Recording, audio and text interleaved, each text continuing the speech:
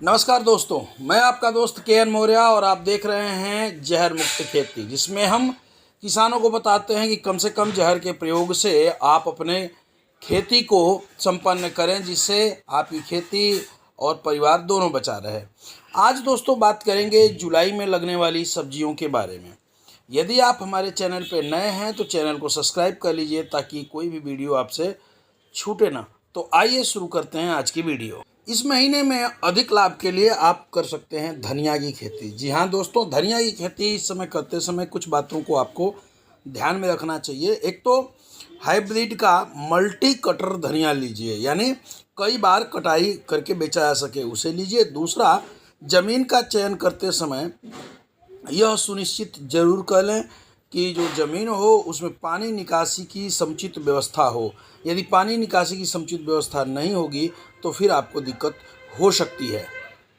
जुलाई में आप अधिक लाभ के लिए मूली की खेती भी कर सकते हैं। चूँकि जुलाई के बाद बारिश शुरू हो जाती है, इसलिए मूली की खेती करते समय ध्यान ये रखना होगा कि एक तो आप मूली को मेढ़ पे लगाएं और दूसरा इसकी वैरायटी का विशेष ध्यान रखें। मूली की वैरायटी अब ऐसी आ चुकी हैं जो 30 दिन में वो आप यदि आज मूली बोते हैं तो 30 दिन में मूली को हार्वेस्ट कर सकते हैं।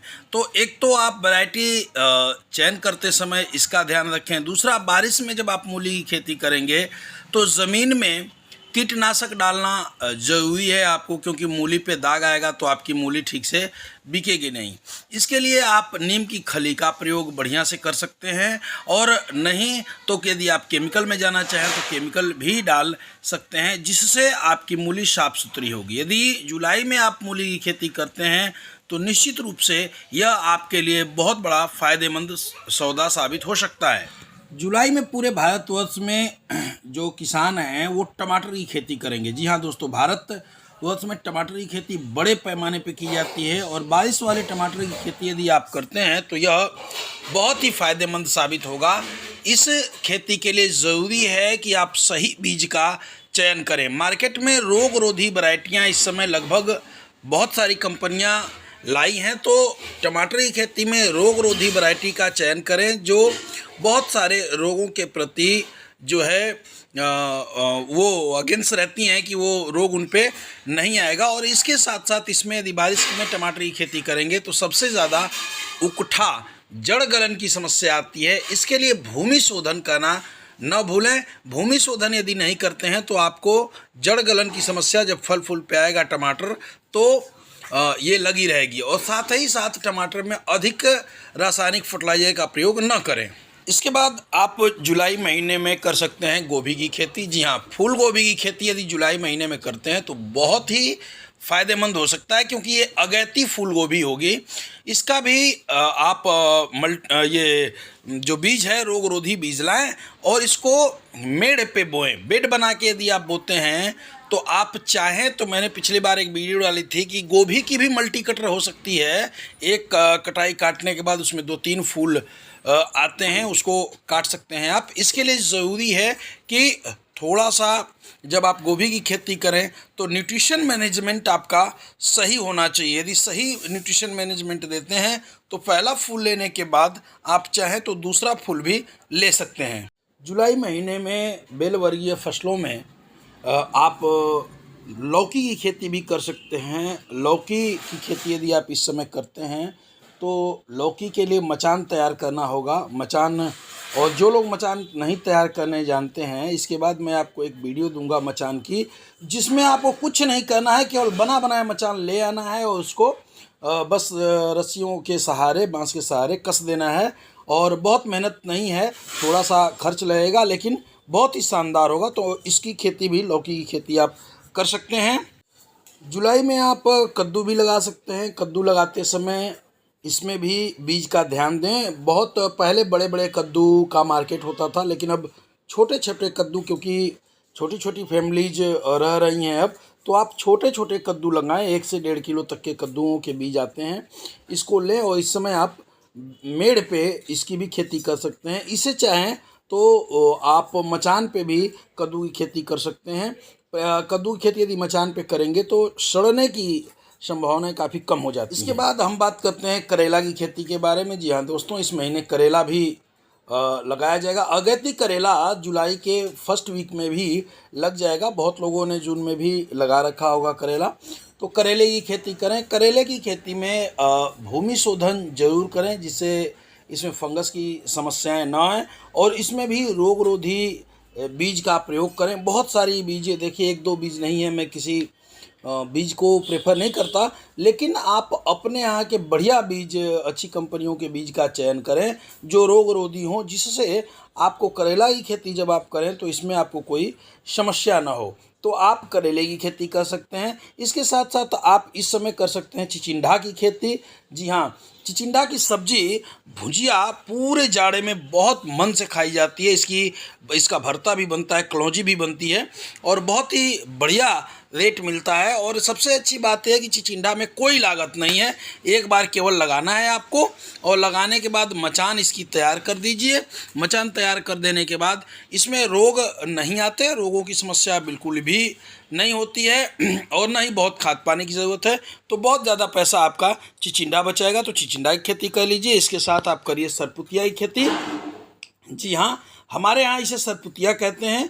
सरपुतिया की खेती भी आपको बहुत बढ़िया फ़ायदा देगी, क्योंकि ये रेशेदार सब्जियों में आता है। और जिन लोगों के पेट खराब होते हैं या समस्या रहती है पेट की, डॉक्टर उन्हें रेशेदार सब्जियां बताते हैं खाने के लिए। एक तो रेशेदार है और हरी सब्जी है, इसमें भी रोग काफ़ी कम आते हैं और फल बहुत ज़्यादा आता है। इसे कहीं भी आप लगा सकते हैं, यानी खेत के किनारे पे भी चाहें तो चारों तरफ लगा सकते हैं, बहुत बढ़िया फल देगा। इसके बाद बात करते हैं नेनुआ की खेती के बारे में, जिसे आप तुरई कहते हैं। नेनुआ की खेती भी जुलाई महीने में की जाएगी। यह भी बहुत बढ़िया फल आपको देगा। ये पूरे जाड़े भर आपको फल खिलाता रहेगा, आपके लिए फल देता रहेगा। इसमें भी लागत कम आती है, उत्पादन ज़्यादा होता है। इसकी भी खेती करते समय ये प्रयास करें कि अच्छी बीजों का चयन करें। अच्छे बीजों का चयन यदि करेंगे तो आपको लाभ ज़्यादा होगा। हो सकता है कि बीज थोड़े से महंगे हों, लेकिन आपको फ़ायदे बहुत ज़्यादा होगा। इसके बाद हम बात करते हैं भिंडी की खेती के बारे में। जी हाँ, बरसाती भिंडी की खेती भी इस समय की जाएगी। बरसाती भिंडी की खेती करते समय इस चीज़ का ध्यान दें कि इसमें पानी निकासी की सुविधा होनी चाहिए। मेड़ पे इसकी खेती कर सकते हैं। जी हाँ, मेड़ पे खेती कर लें आप। मेड़ के दोनों तरफ, यानी एक बेड बनाते हैं तो बेड के दोनों तरफ इसको लगा सकते हैं, और ये भी आपको बहुत बढ़िया फल देगी। इसमें भी बहुत सारे बीज हैं, तो बीजों का चयन आप करें, बढ़िया बीज का चयन करें और इसकी खेती करिए। भिंडी भी आपको बहुत बढ़िया फल देगी। और इसके बाद करते हैं बैगन की खेती के बारे में। जी हाँ दोस्तों, बैगन में भी देखिए गर्मियों में तो बहुत रोग आते हैं, लेकिन जाड़ों में रोग कम आते हैं, और इसमें भी रोग रोधी वैरायटियाँ आ रही हैं। तो रोग रोधी वैरायटियों का चयन करें बैगन में। और बैगन की खेती जुलाई महीने में यदि आप करते हैं तो पूरे विंटर भर शादियाँ शुरू हो जाएंगी, और उसमें आपको बहुत बढ़िया ये फल देगा, बहुत बढ़िया लाभ देगा। इसके लिए भी पानी निकासी की समुचित व्यवस्था करिए। और दूसरा, बैगन की खेती कर रहे हैं तो नीम के तेल की व्यवस्था अपने पास कर लें। यदि नीम का तेल ना मिले तो ये जो नीम कौड़ियाँ हैं उनको बटोर के सुखा लें, ताकि आपको कीट कंट्रोल करने में सहायता मिलेगी। अब बात करते हैं मिर्च की खेती के बारे में। जी हाँ दोस्तों, मिर्च की खेती पूरा मध्य प्रदेश और उत्तर प्रदेश के बड़े भूभाग पे जुलाई में मिर्च की खेती की जाएगी, जो आपको जाड़ों तक, मार्च तक ये फल देती रहेगी।